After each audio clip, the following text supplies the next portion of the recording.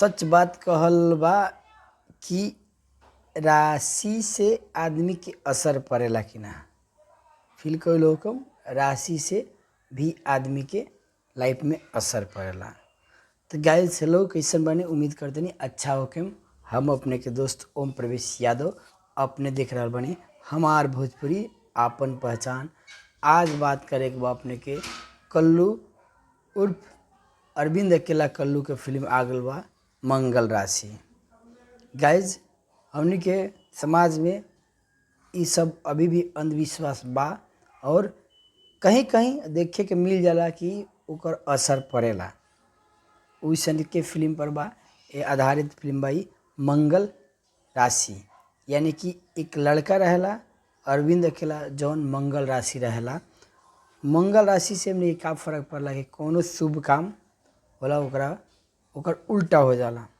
एमे मंगला लइका भइला के चलते एकर शादी ना हो सकेला।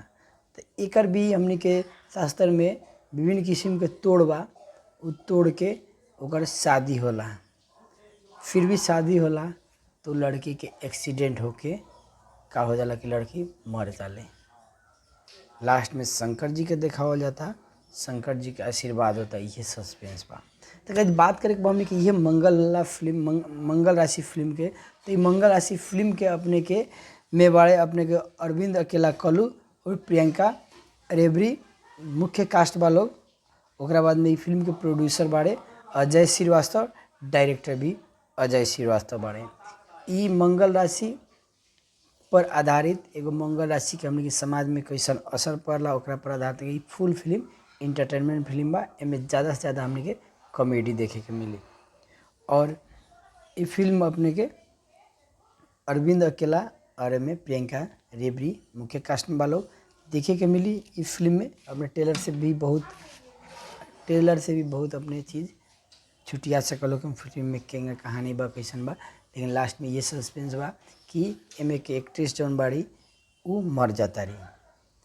शादी होके आवता, शादी होके जाता तो वो एक्सीडेंट होता। लड़की विदाई होकर जब घर जाता ससुरा जाते रहेली तो रास्ता में गाड़ी के एक्सीडेंट होता। ओजिया का होता तो उनकर मौत हो जाता तो उनकर चिता जैसे आगी लगा हो जाता रन। तो उ वक्त कथी होता, शंकर जी के आशीर्वाद लागता। अब शायद जी जाता रही कि ना करके ये फिल्म के कहानी में सस्पेंस बा। बाकी जितना बा फिल्म में इंटरटेनमेंट हुई, गाना अच्छा गाना बा। तो अपने के फिल्म कैसन लागल, अच्छा लागल होके तो प्लीज़ एगो कमेंट करें और एगो लाइक कर दें। और ये फिल्म अपने के ऐसी फिल्म्स यूट्यूब चैनल पर एक ट्रेलर रिलीज हो गल बा। अगर अपने देखना चाहते नहीं तो पूरा ट्रेलर जाकर जगह देख सकते नहीं। आज कही आज इतने ही। अपने के कैसा लागल, अच्छा लागल होगा तो प्लीज़ लाइक कमेंट जरूर करें।